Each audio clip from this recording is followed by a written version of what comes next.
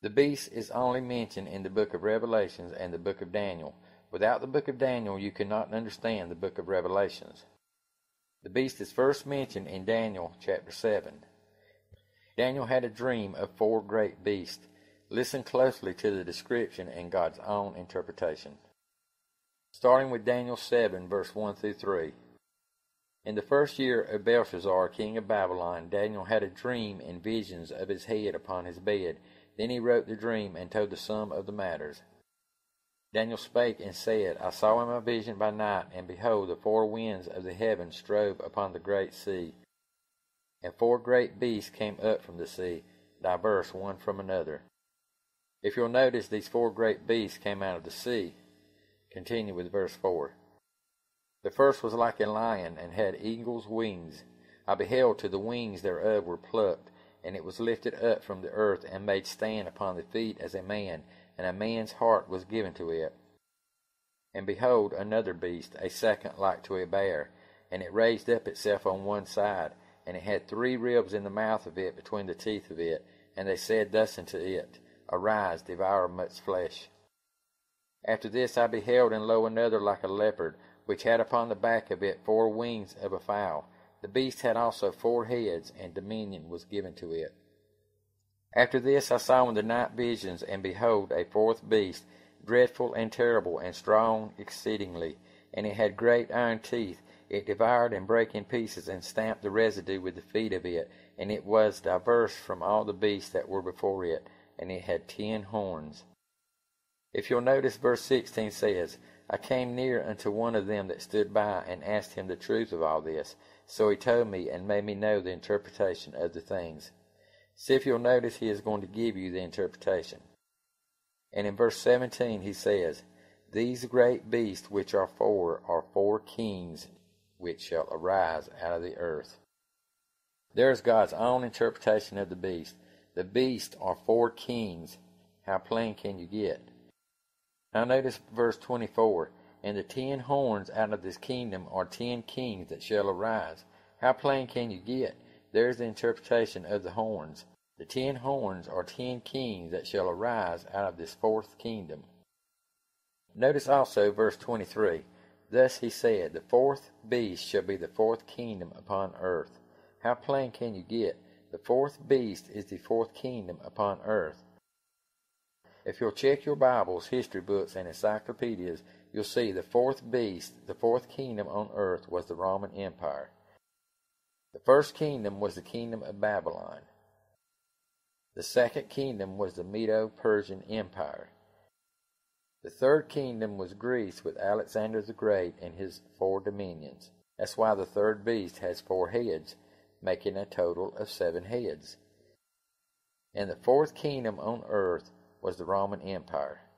So now you know by God's own definitions, the 4th beast is the 4th kingdom on earth, which was the Roman Empire, and the 10 horns are 10 kings that shall arise out of this kingdom.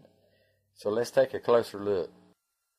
If you'll notice, a little horn sprouted up among the 10 horns. In verse 8 it is recorded, I considered the horns, and behold, there came up among them another little horn, before whom there were 3 of the first horns plucked up by the roots. And behold, in this horn were eyes like the eyes of man, and a mouth speaking great things. The little horn, the little kingdom, because as we saw in verse 24, the horns are kings that shall arise. This is a great mystery.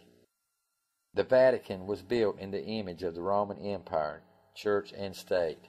The Vatican is its own state, just as Israel is its own state.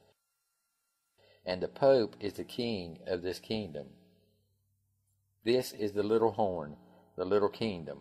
Check it out, investigate it. All Catholic leaders will agree, and the documentation is there. History records the Roman Empire being resurrected 10 times, the 10 horns, and history also shows at the direct hand of the Pope 3 of these kingdoms were brought down and plucked up by the roots, as God says. Follow me. After the fall of the Roman Empire in the year 476 A.D., the 10 horns appeared. First, the empire of the Vandals, destroyed by the command of the Pope in 533 A.D. Second, the Herald Empire with Odoacer, also destroyed by the command of the Pope. Third, the Ostrogoths, also rooted up by the command of the Pope. Then fourth came the imperial restoration of the Roman Empire. The fifth was the Frankish kingdom with Charlemagne crowned in 800 A.D. The sixth was the Holy Roman Empire with Otto the Great in 962. The seventh was Habsburg dynasty with Charles V in 1520. The eighth was Napoleon's kingdom in 1805. The ninth was Italy, united by Garibaldi. And the 10th is the European Union, signed May the 1st, 2004, as you will see as we continue. Here in this picture you're looking at now, you see British Prime Minister Tony Blair signing the European Constitution in the political and religious center of ancient Rome, and now it's the current home of Rome's City Hall, on October the 29th, 2004. Now let's continue with verse 9. If you'll notice, these beasts, or rather kingdoms, will continue until Jesus returns to set up his kingdom. It is recorded, I beheld till the thrones were cast down, and the Ancient of Days did sit, whose garment was white as snow, and the hair of his head like the pure wool. His throne was like the fiery flame, and his wheels as burning fire. A fiery stream issued and came forth from before him. Thousands ministered unto him, and 10,000 times 10,000 stood before him. The judgment was set, and the books were opened. I beheld then because of the voice of the great words which the horn spake. I beheld even till the beast was slain, and his body destroyed and given to the burning flame. As you can see, this beast continues on until Jesus returns, and then it is slain, destroyed. Let's continue with verse 12. As concerning the rest of the beasts, they had their dominion taken away, yet their lives were prolonged for a season and time. If you'll notice, the rest of the beasts had their dominion taken away. In other words, they had their power, their command, their authority taken away, yet they still lived for a while. In verse 13 through 14, I saw in the night visions, and behold, one like the Son of Man came with the clouds of heaven, and came to the Ancient of Days, and they brought him near before him, and there was given him dominion and glory and a kingdom, that all people, nations, and languages should serve him. His dominion is an everlasting dominion, which shall not pass away, and his kingdom that which shall not be destroyed. In Daniel chapter 2, these same kingdoms are portrayed in a great image. Notice Daniel 2:31 through 36. Thou, O king, sawest, and behold, a great image.